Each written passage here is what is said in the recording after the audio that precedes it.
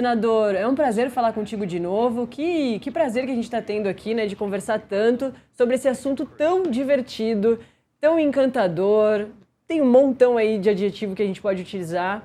E que demais falar com o senhor nesse momento, porque a gente quer saber como os astronautas vão sair daí de dentro e o senhor já passou por isso. Boa noite. Realmente importante, né, esse retorno.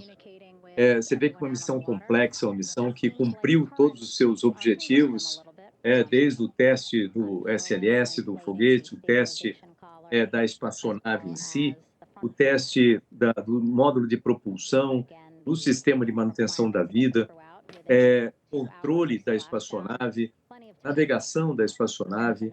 Esses seres humanos que foram mais longe na história da humanidade, 252 mil milhas, né, da Terra, ultrapassaram o recorde lá da Apollo 13, viram a Lua do lado oculto, puderam fazer essas análises. Nós tivemos ali uma mensagem muito bonita de um dos tripulantes, falando de Deus ali próximo da Lua, que eu acho extremamente importante também, se lembrar disso.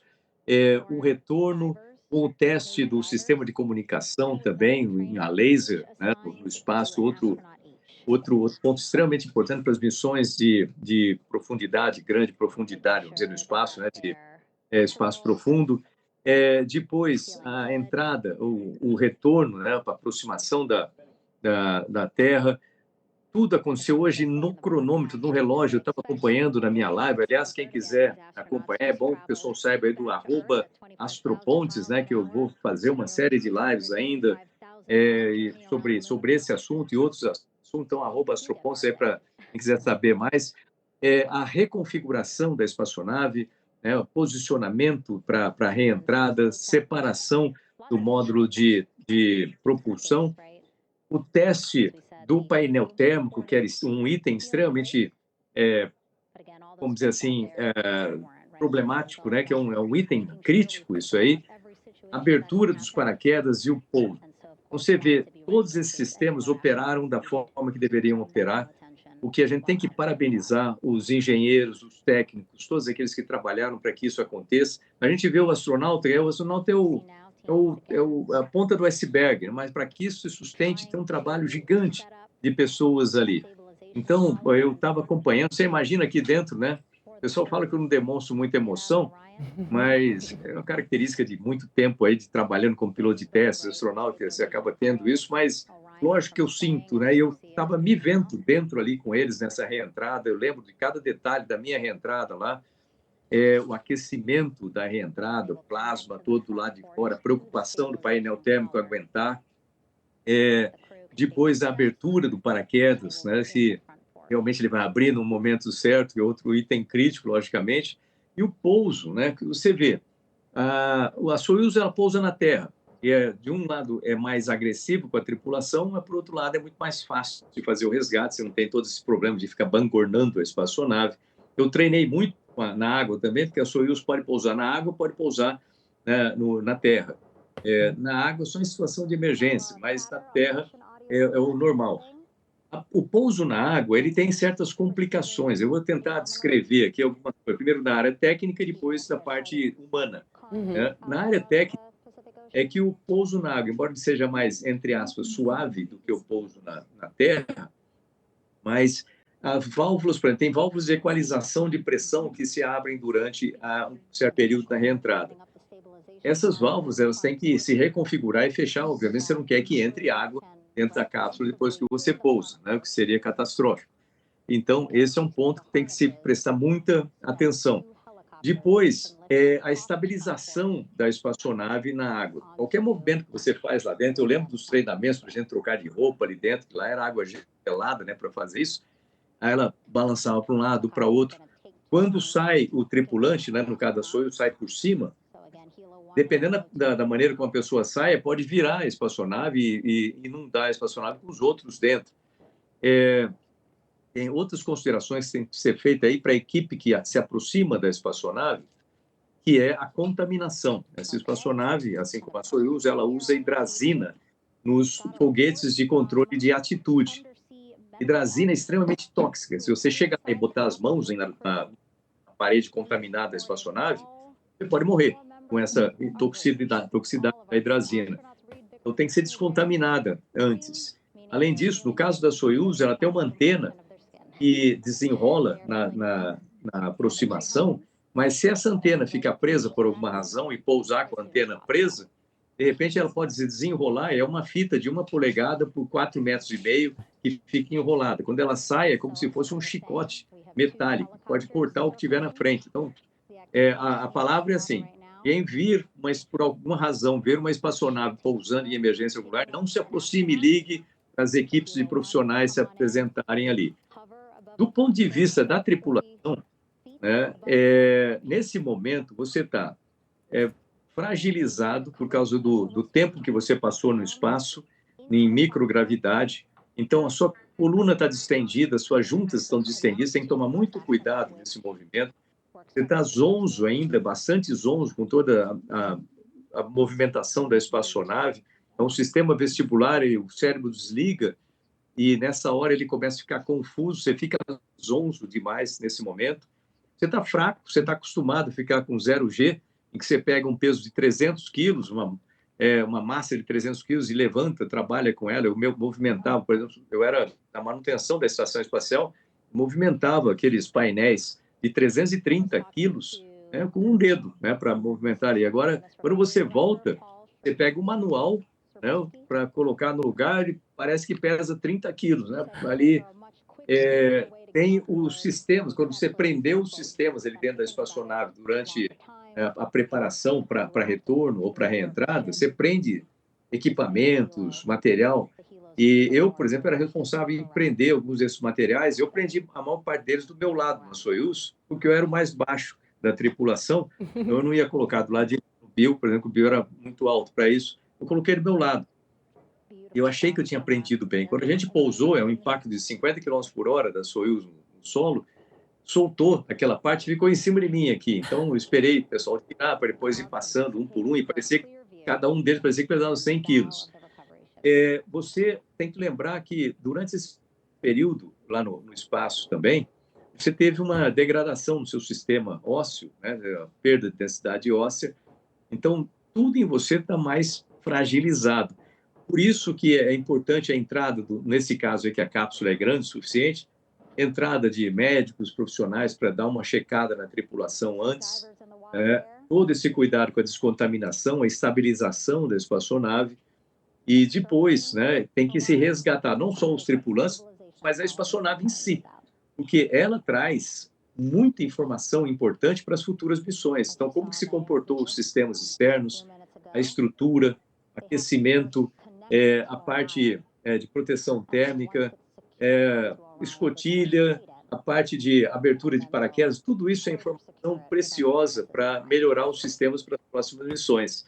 Então, você tem a tripulação para tomar conta, vamos dizer assim, para observar, e também a tecnologia, as estruturas ali, o equipamento. Senador, agora se coloca no lugar da... Só vou te cortar muito rapidinho, só para atualizar as últimas informações que a NASA passou. Os 4 receberam o sinal verde que podem sair, ou seja, estão bem, podem ser retirados em segurança. A primeira que vai sair é a primeira mulher da história a chegar à Lua, é a Christina Koch. Depois da primeira mulher vai ser o primeiro canadense a fazer uma viagem como essa, é o Jeremy Hansen, que vai ser retirado. E assim por diante. No primeiro momento, tinha a informação de que eles sairiam em duplas. A primeira dupla ia no primeiro helicóptero e a segunda dupla iria no segundo helicóptero. A NASA está atualizando todos os detalhes agora, mas, ao que parece, vai seguir esse mesmo protocolo. Então, Christina e Jeremy vão juntos nesse primeiro helicóptero lá para o navio da Marinha Americana, e depois vem a dupla ali do comandante, do piloto, que é do Reisman, um americano, e o Victor Glover, que é o primeiro negro da história a também chegar à Lua. Eles são essa segunda dupla que sai. Na formação ali que a gente tinha visto lá no comecinho da live de hoje, eles vão mesmo em duplas, presos, né, naquele momento, com aquelas roupas bastante clássicas que a gente já está acostumado a ver dos astronautas, mas roupas laranjas, 2 na frente, 2 atrás. Os 2 atrás são justamente, formam justamente essa dupla que pilotou a aeronave, principalmente nesse último momento antes de pousar aqui na Terra, que é do momento em que saem os últimos módulos ali, né, senador, e a nave fica completamente sozinha, fazendo ali os últimos ajustes apenas do ângulo para conseguir acertar a manobra de reentrar na Terra atravessando a atmosfera e também acertar o ângulo para cair exatamente no ponto que caiu certinho. A minha produção atualiza aqui também a informação que eles estão desdobrando esses infláveis que eles vão utilizar para fazer a retirada deles. Como o senhor estava falando... É bem interessante senador, essa imagem diga, que a gente está vendo, Nath. Sam. Dá boa noite pro senador, que eu não dei ainda boa noite, senador. Só para chamar a atenção nessa imagem que a gente está vendo agora, o que está acontecendo? Eles desdobraram aquele inflável que eles chamam de colar de estabilização. Você está vendo ali os mergulhadores, né? Eles terminaram esse trabalho agora, então a Orion agora está estabilizada nesse colar inflável. E aí tá vindo aquele que eu falei na imagem que a gente mostrou, o front port, que é onde eles vão ficar lá para esperar o resgate. Então a gente vai ver os astronautas em pé nesse segundo inflável aqui, que está sendo colocado agora, esse com a borda laranja, tá vendo? Esse que a gente eles vão ficar lá para esperar o resgate. Eles saem da nave, vão para essa base estabilizada, vamos chamar assim, e de lá são removidos. Então tá muito perto de chegar esse momento agora. Eu sei que a gente tá nesse processo aqui faz vários minutos, acho que já estamos perto de 1 hora aí. Passamos, Então vai acontecer agora. É muito interessante esse processo. Eu acredito que o processo com o Marcos Pontes foi um pouco diferente, óbvio, né? Mas analisando aqui, é a parte final mesmo agora, né, senador? É o momento que eles vão sair da cápsula, né? Agora é um momento que, para a gente que está ali, é o momento que você sai da cápsula, deixa eu ver como é que eu explico isso. Primeiro que ela aquece um pouco o interior, né? Obviamente o painel térmico ele protege bastante, mas ela aquece um tanto. Nessa hora você está louco para sair dali de dentro, respirar um pouco de ar de fora, ar da terra, né? Aí deixa eu te contar uma coisa, enquanto a gente vê isso aí, umas histórias assim, que me tiraram da Soyuz, na Terra, né? Me tiraram de lá, você coloca uma cadeira para você não ter que ficar em pé por causa do risco da coluna e etc. Você fica lá um tempo de estabilização com os médicos e assim por diante, depois leva para uma barraca, no caso lá, do Cazaquistão, e ali eles fazem alguns exames médicos. E aí eles te liberam para tirar o macacão, fazem outros exames médicos. Eu lembro que eu estava deitado numa maca e o Valéry na outra. Eu estava branco, o Valéry também, assim, meio zonzo. De repente liberaram, a gente sentou na maca, né? E botamos o pé descalço, assim, no chão. É uma coisa impressionante, é como se você reconectasse com a Terra, sabe? É difícil de explicar. Mas eu vi o Valéry na minha frente mudando de cor, né? Voltando a cor daquele momento. E é uma sensação tão interessante.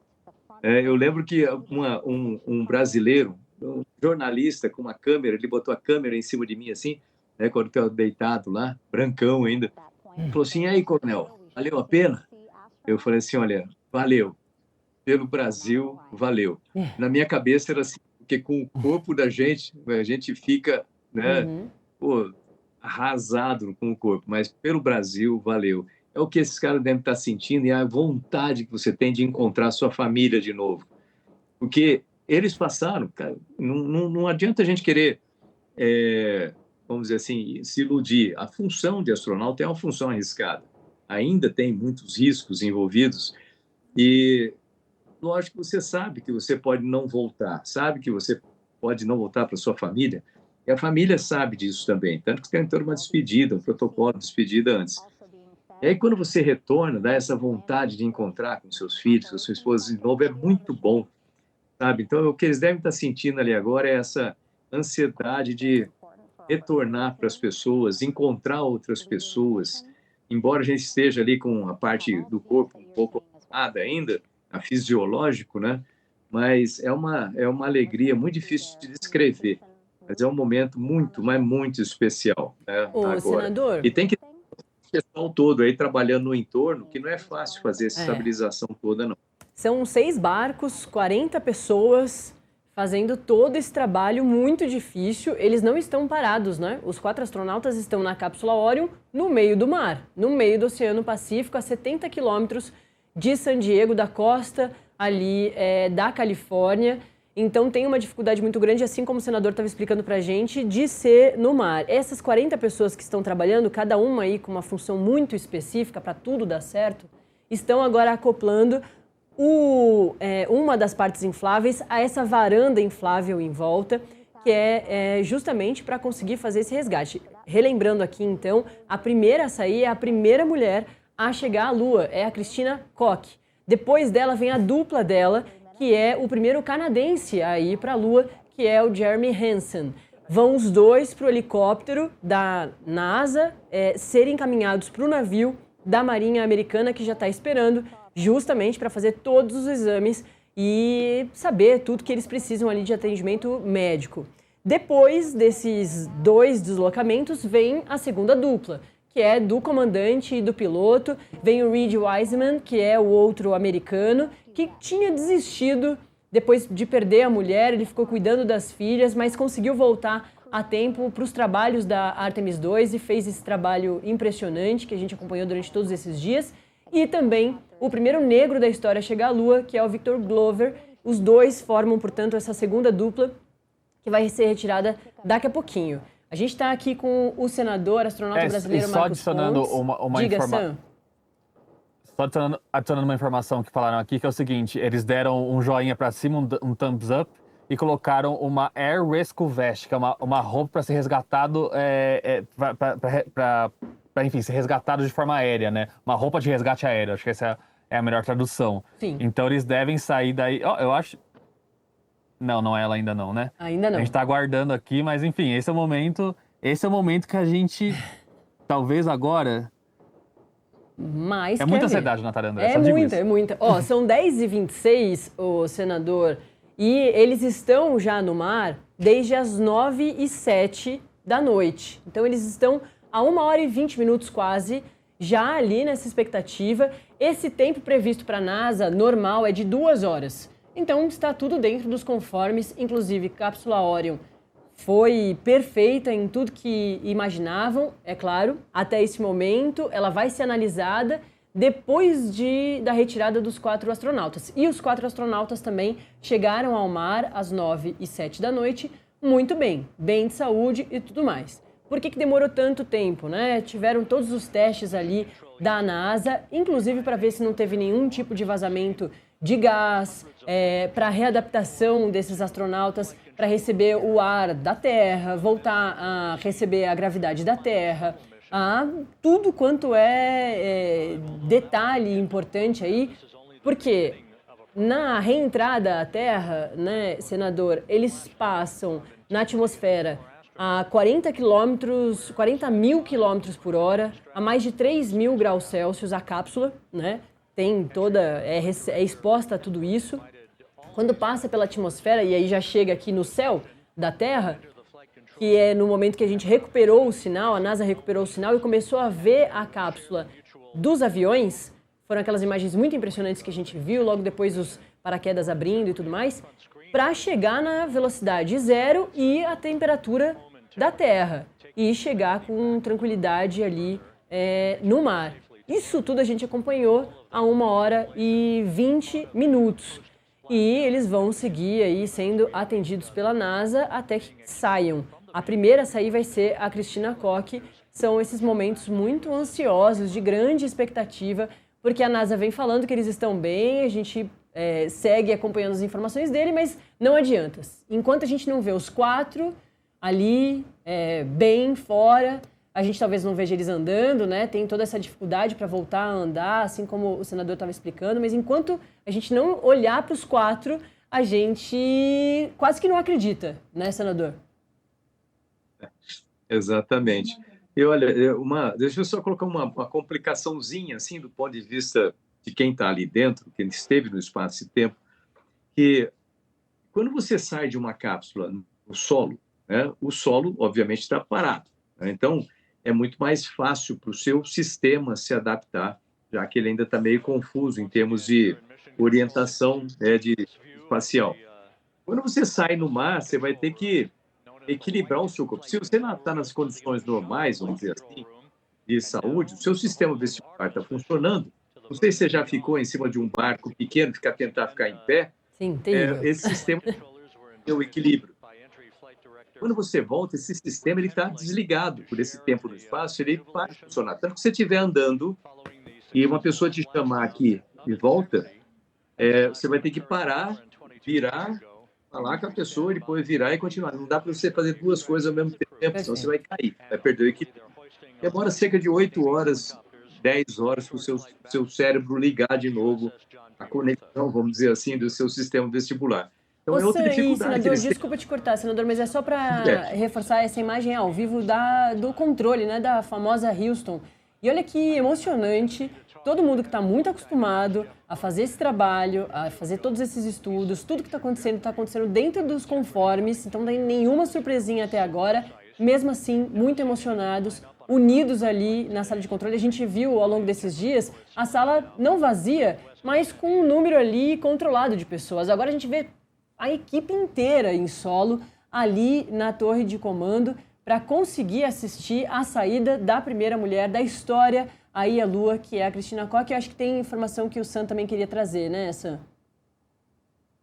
Não, só complementar, porque você falou, eu tava pensando exatamente isso, porque como eu tô ouvindo a transmissão da NASA aqui, o narrador da NASA está na sala de controle. Opa, eu acho que agora a gente tem um astronauta, hein?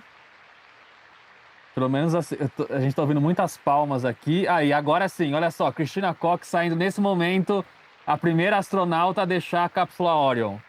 Momento histórico, com certeza, em segurança, saiu andando, inclusive. Exato.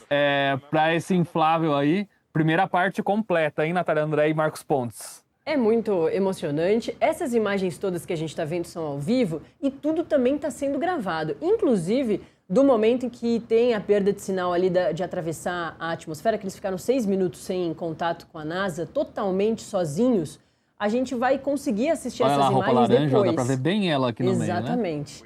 E agora a primeira astronauta deixa a cápsula Orion em segurança, assim como o Sam falou, conseguindo andar. E o segundo astronauta vai também, olha lá, ele está saindo exatamente agora, é o Jeremy Hansen, o primeiro canadense. Ela está sentada aqui à esquerda, ó, à esquerda da imagem, ela está sentada quase no cantinho ali. Então agora o segundo astronauta saindo também, olha só, os dois de laranja nesse inflável aí, são os dois primeiros astronautas a saírem da Orion, Nath. Perfeito. E a imagem impressionante, né? Muito distante, esse avião está muito distante, fazendo todos esses registros. Às vezes ele fica contra o sol e a imagem fica muito escura, a gente não consegue ver. Inclusive, o momento em que saiu a Christina Koch, a gente não viu exatamente dessa forma tão perfeita, porque o avião estava bem contra o sol. E agora ele está voltando para essa posição, mas ele está dando voltas. Aí na hora que ele voltar, a gente vai conseguir ver melhor. À direita, é esse momento que fica tudo muito escuro. Mas à direita desse bote, desse inflável, está a Christina Koch e também agora se junta a ela a dupla dela de todo esse trabalho, de todos esses dias, que é o Jeremy Hansen, o primeiro canadense a fazer essa viagem à Lua.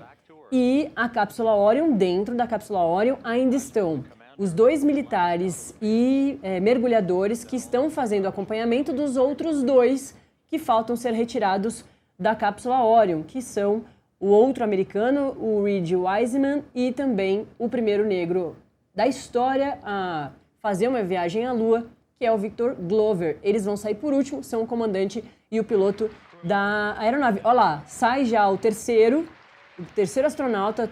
Os astronautas são os de laranja, não tem erro, né? Não tem como a gente não enxergá-los. E agora, como o avião está mostrando muito bem a imagem, sai esse terceiro. Os três até agora saíram andando, né? E muito ali aparados pelos militares, os mergulhadores, para conseguir fazer essa retirada ainda em segurança. Enquanto eles não forem atendidos ali no navio, eles vão ser deslocados daí por helicópteros, eles ainda estão em momentos muito críticos, assim como o nosso astronauta brasileiro vem contando aqui pra gente, o Marcos Pontes.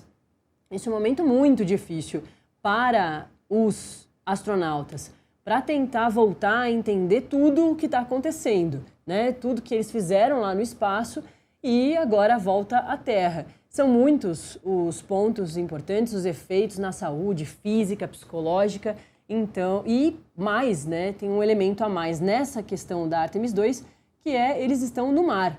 Imagina, você já volta bastante tonto, né? Com bastante vertigem, como Marcos Pontes colocou aqui pra gente, e piora a situação, claro, porque eles estão no mar, então ficam balançando. É uma situação ainda mais complexa, mas está acontecendo tudo dentro dos conformes. Eles estão bem, os 4 estão com a saúde totalmente plena, mas claro, ao longo desses exames que eles vão passar agora no navio da Marinha Americana, é que vai se saber exatamente tudo que eles podem ter perdido, todas as questões que podem ter surgido nessa reentrada à Terra. E agora sai o 4º, né? Pelo que a gente vê agora na imagem, sai o Victor Glover, que é o primeiro negro da história a chegar à Lua. Os 4 agora estão em segurança dentro do bote e esse bote vai se afastar até chegar e esses 4 astronautas vão ser presos à corda ali dos helicópteros que vão içá-los e levá-los em segurança para o navio. E a cápsula Orion vai ser resgatada também. Dá para ouvir os aplausos na central de controle. Houston aplaudindo o sucesso quando os 4 saíram. Não sei se vocês estão ouvindo isso na live, mas na transmissão da NASA, muitos aplausos quando saiu o Victor, o último astronauta. É isso. A gente também vai recuperar absolutamente tudo isso e tudo que está sendo filmado